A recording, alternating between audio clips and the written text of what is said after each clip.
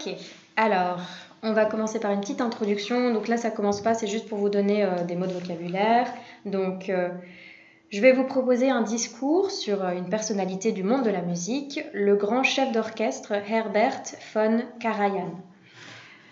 Donc, juste pour préciser quelques mots du texte, du vocabulaire, chef d'orchestre, c'est bien conductor. Désolée si jamais je prononce mal, mais voilà. Comme ça, il n'y a pas de doute. Je vais juste mentionner quelques mots. Aix-la-Chapelle, c'est Aachen. Un homme, un autre chef d'orchestre, Wilhelm Furtwängler. Et la maison d'édition de musique Deutsche Grammophon. Désolée pour l'accent, là je fais exprès. Ok. Bon, je vais commencer. Mesdames et messieurs, chers collègues, il y a quelques semaines, j'ai regardé un documentaire sur Arte, c'est mes préférés, un documentaire sur Herbert von Karajan. C'était un grand chef d'orchestre autrichien, je trouve qu'il a eu une vie fascinante, le documentaire était super et donc j'avais envie de vous en parler et de vous faire découvrir ce personnage tout en ombre et en lumière, on va dire.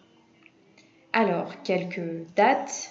Il est né donc le 5 avril 1908 à Salzbourg et il est mort donc en Autriche toujours en 1989. Il est connu principalement pour avoir dirigé longtemps l'Orchestre Philharmonique de Berlin, le célèbre Philharmonique de Berlin. Alors, je vais vous épargner le CV complet de M. Karajan, un CV très très impressionnant. On le surnommait, ou certains le surnommaient, le chef jet set. Il adorait aller à Saint-Tropez, c'était un peu un homme à femme, il a eu 3 mariages. Ce qui le caractérise surtout, je crois, ce qui ressortait surtout du documentaire, c'était son ambition. Une ambition dévorante et surtout, son talent impressionnant. D'ailleurs, c'est à noter, il dirigeait souvent sans partition. Je ne sais pas si vous avez déjà vu un concert de musique classique, c'est très très rare qu'un chef dirige sans partition, je crois. Alors, au début, quand il était petit, il était d'abord pianiste. Mais au conservatoire, on lui a conseillé de se concentrer sur la composition et la direction. Notamment, assez intéressant, à cause d'un problème de tendinite chronique qui, de toute façon, ne lui promettait pas une longue carrière de pianiste. Alors, le documentaire exposait aussi la controverse qui est autour de ce personnage, parce que il a donc traversé le XXe siècle avec évidemment la guerre mondiale, l'Allemagne nazie, et il y a eu des interrogations, notamment sur son antisémitisme et son implication au sein du parti nazi. En 1935, il adhère au parti nazi. À l'époque, c'était pour obtenir le poste qu'il convoitait, le poste de chef de l'orchestre symphonique d'Aix-la-Chapelle. À l'époque donc nazie, le parti contrôlait et encadrait strictement toute la scène culturelle germanique. Il a eu des liens plus ou moins flous avec Goebbels et après la guerre, il a évidemment été accusé d'avoir profité et tiré parti de la situation. Il se défend, lui, dans une interview qu'on voit dans le documentaire, il dit non, il dit qu'il n'a pris sa carte au parti que parce qu'il était obligé de passer par là pour poursuivre sa carrière, sans jamais sympathiser avec l'idéologie nazie. Le documentaire était assez neutre et donnait des arguments des deux côtés, disons, concernant ce débat. Il a, par exemple, défendu bec et ongle sa deuxième femme lors de cette période sombre, sa deuxième femme qui avait une ascendance juive.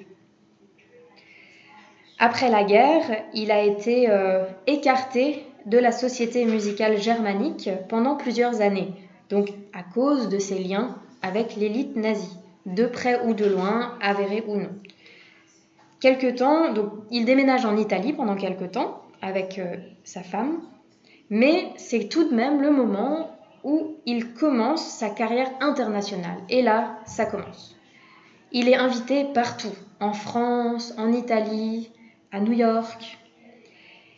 Et c'est aussi une période très très intéressante. C'est cette période de rivalité quasi mythique entre Herbert von Karajan et le grand chef du Philharmonique de Berlin, à l'époque, Wilhelm Furtwängler. Et ce chef, Wilhelm Furtwängler, détestait Karajan. C'est assez complexe comme relation entre les deux hommes. Furtwängler n'était pas non plus tout blanc au niveau de la période nazie. Quoi qu'il en soit, Furtwängler meurt en 1954. Et c'est la fin du duel au sommet. Herbert von Karajan a le champ libre enfin et il décroche ce qu'il voulait depuis toujours, c'est-à-dire le poste à vie, en 1955, le poste de chef d'orchestre du Philharmonique de Berlin à vie. Et c'est un nouveau départ pour sa carrière, on ne l'arrête plus. Il part en tournée à New York, une tournée d'ailleurs contestée. Il y a eu des manifestations à l'époque, on voit dans le documentaire, des gens avec des panneaux non au chef nazi, etc.